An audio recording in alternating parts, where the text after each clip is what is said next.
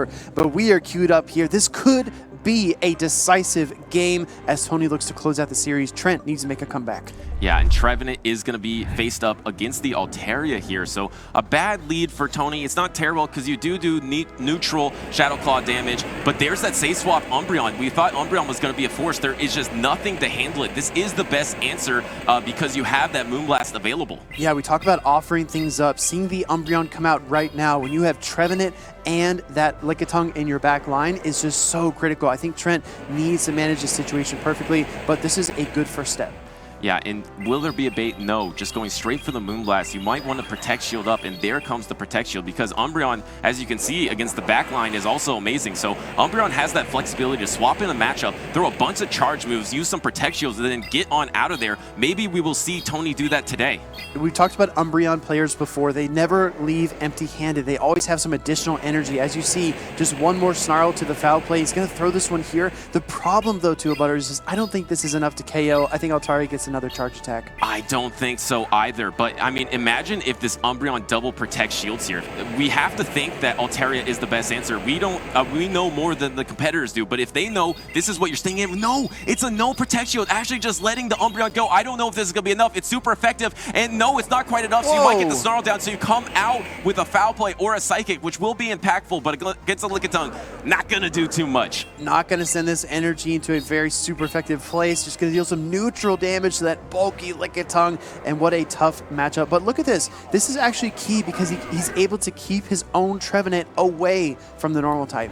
Right? I mean, imagine though, if you did double protect shield that Umbreon, it would have been so good and so healthy in the back. But I mean, we can see the back line. Tony could not. So here comes the body slam. And we saw that Lickitung was doing good down a shield against Alolan Ninetales. Now it's up a shield. Yeah, you have to consider that mirror match of the two Trevenants as well, and that is really tough when you're down a Protect Shield. So actually, this is critical, actually going for the Weather Ball bait, and it finally pulls a shield. Finally gets that bait to land a Protect Shield. Here comes the body slam. I think Alolan Ninetales might be barely out of range, but giving up the Protect Shield nonetheless to keep the Alolan Ninetales and all of this energy healthy. Because as you can see, if you get through the Lickitung and you start landing Weather Balls on the Trevenant, it's going to be quite impactful.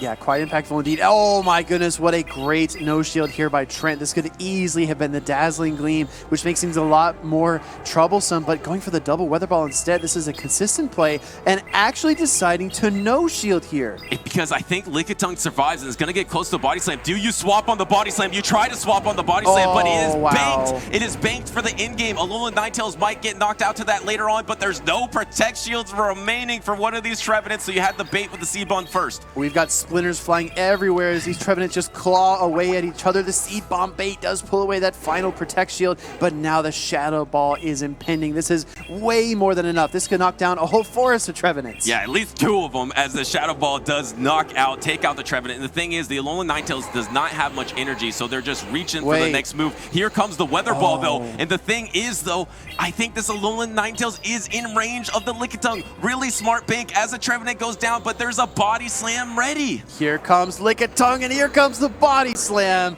That one Powder Snow almost came through, but the charge attack will get priority. This is a KO. And there it is. Trent ties it up 1-1, going into a decisive game number 3. And the same thing that happened in game number 1.